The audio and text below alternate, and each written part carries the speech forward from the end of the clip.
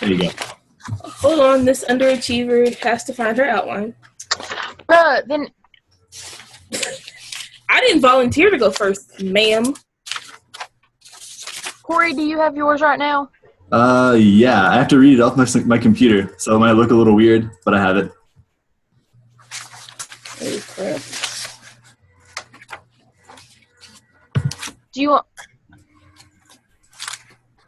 Do what? I was gonna say, do you want me to go? It's mine right here. Oh, well, yeah, you go. Okay, so am I supposed to say like the topic and the central idea and all that stuff? Yeah, I guess. Okay, I found it. So do you? No, Mom, I'm not. Do you want to go? Yeah, I found my thing. All right. This is gonna be short. So, my topic. Y'all start recording. Somebody start recording. Yes, we've already been recording. Yeah, it's recording right now. Okay.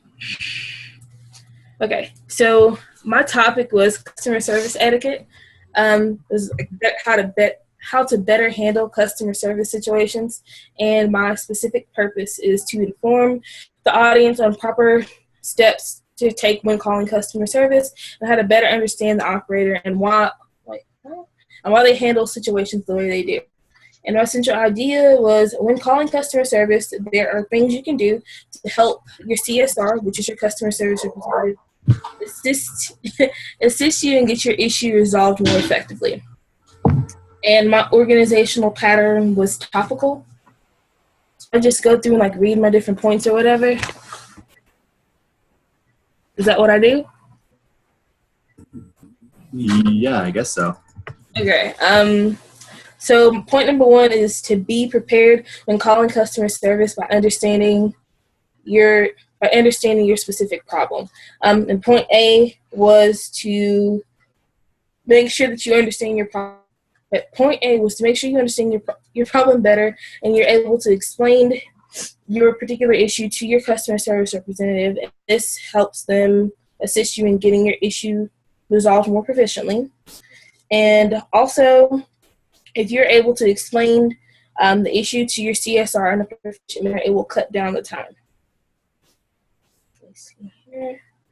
And like point number 3 on that one was have all your necessary items gathered, be your account number, your credit card, etc.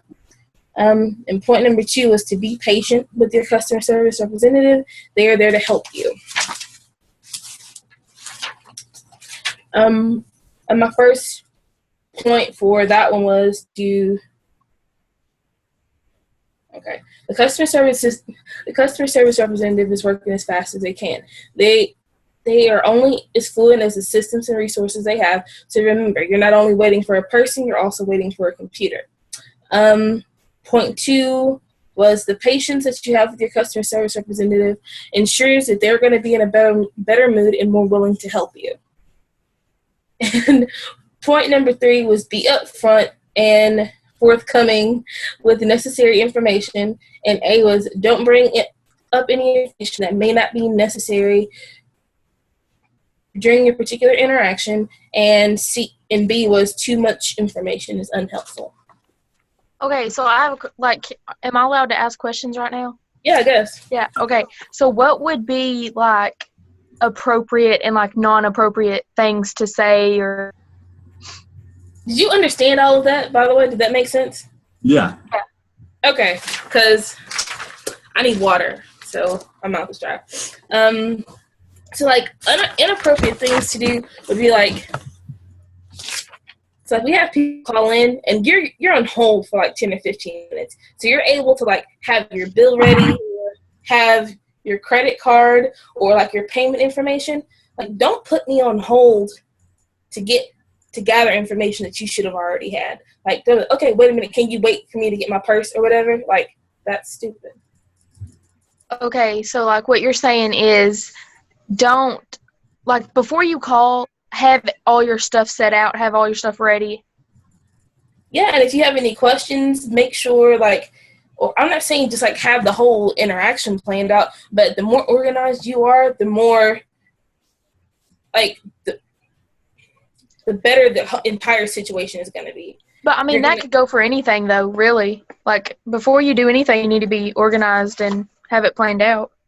Yeah, because I mean, if you don't want to spend 30 minutes on the phone with somebody, or you don't want to get agitated trying to explain your issue, if you better understand what's going on, you're better able to explain it to somebody else. Yep. So that's all I got. So, Corey, is there anything that you want to say? Not really. Just I guess when you're doing your speech, you have to do your research. You have to like make sure you say you say your research in your speech. Yeah. Yeah. I haven't. That's just about it. Yeah, I'm just trying to find more sources. Yeah, I have a lot of problems finding some sources too. Yeah, we haven't really gotten through all of that yet. Hannah, you want to go? First of all, put the gummy worms down. Okay. Second of all, You can see those? yeah. Okay, I'll go. So my topic is to inform people about the different ways to handle the hardships of balancing life with nursing school. You did the central idea and all that stuff? Yeah. Okay. Nursing school, my central idea is nursing school is hard and very draining to a person. If you plan on entering into any medical field or it doesn't have to just be nursing, it can be any medical field. There are a lot of things that you should know so that you can balance school, social life, and work. And then my outline, basically one way that I could help you balance out your social life and your nursing school is that you can make friends with the people in your class, So, one, y'all can be study buddies. You can, help each other out.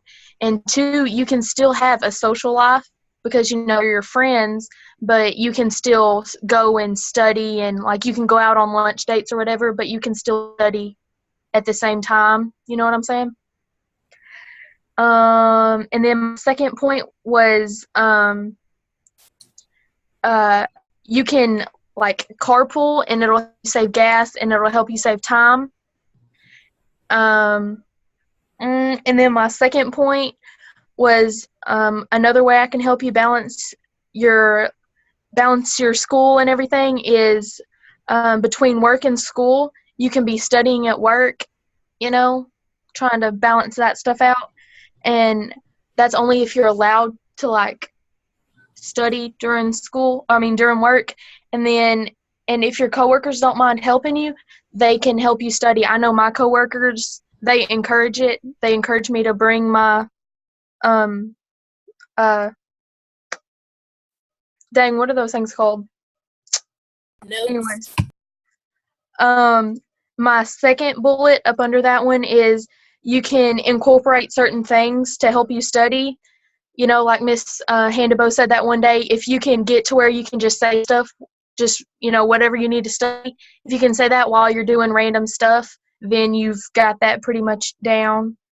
The best way to balance school, social life, and work is to understand your priorities. You don't need to think that, friends are more important than school or work is more important than school. Because to be honest, school is the most important thing of your life. My first bullet up under that is studying will become your best friend, and having friends that are interested in the same thing that you are can also, that can bring on new best friends. It can, bring on a lot of different stuff. And then my second bullet is once you get the habit of studying all the time, you'll like it, and it won't be so, it won't be so painful, I guess you could say, to do it. And that's all. That was nice. Thanks. So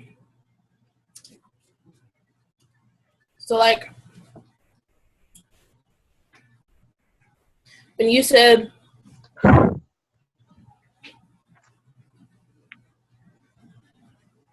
what specific type of nursing school, getting your RN or your BSN, what does this apply to?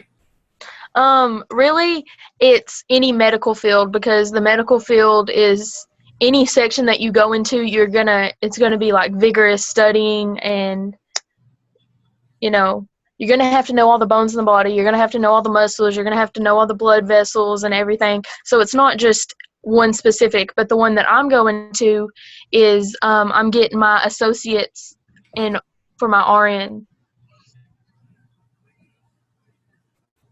Okay, so this is like, okay, that makes sense. You said it doesn't make sense? I said, okay, yeah, that does make sense. Oh, okay, good. So, Corey? He's muted. Corey? Oh, yeah, I was muted. Sorry. Someone was talking next to me. Yeah, that was good. I guess the only thing I really thought was, like, I really liked the whole, you can be friends with, like, the people in your class. Like, that's a good thing to talk about, because, they kind of encourage you to study and do well, but you still have friends with all of you. Okay. So I guess I'm going to do mine, and then I'll just read the whole speech and then the transitions. Okay. My topic was things to avoid when shopping online. My specific purpose was to inform the audience about how to avoid the hazards of potential negative outcomes of online shopping. My central idea was that shopping online can be more challenging than you think and has 3 potential downfalls: sales fraud, identity theft, and seller dishonesty. Most people shop online at some point during their lives, but when you need something you can't find at a store, or it's just too far away, you can't drive to that store, you order it online. And it takes some time to get there, but it's a lot more convenient than making the drive or trying to find it somewhere else. One of the most obvious problems with shopping online is that you order something and you receive something that's broken, or the incorrect item. By shopping at a reputable site, like if you use eBay or Amazon, you're pretty safe. They have policies that make it to where if you receive the wrong item, or if your item is damaged, you can send it back for usually a full refund, and they'll pay for the shipping. I went to getsafeonline.org. is a well-known website. They talk about a lot of online safety, and they do online safety projects every year. They recommend that you use eBay, and that you, at the same time, you use a credit card instead of a debit card, because it's easier to dispute charges on a debit card. If you have to send something back, it's easier to have them removed than if you took it out of your savings. My second point was that you should always keep the receipt or invoice for your purchase. Makes it a lot easier to return. And then most places actually require that you send a copy of your invoice through email or with the package when you return it. So that's really important to have. And then my transition was that things like broken computers or receiving the wrong shirt in the mail, they're not a big deal, but the information used to pay for this stuff is stolen, or if it ends up with the wrong person, it's actually a really big deal. It's identity theft. Identity theft can be devastating to an individual or a family, and is pretty much always a risk, even if it's a small risk when you shop online. The best way to stop it is just to keep an eye on your bank account and just watch out for any charges you didn't make. So you can, if you see those, you can stop it just shortly after it begins. You can close your account down.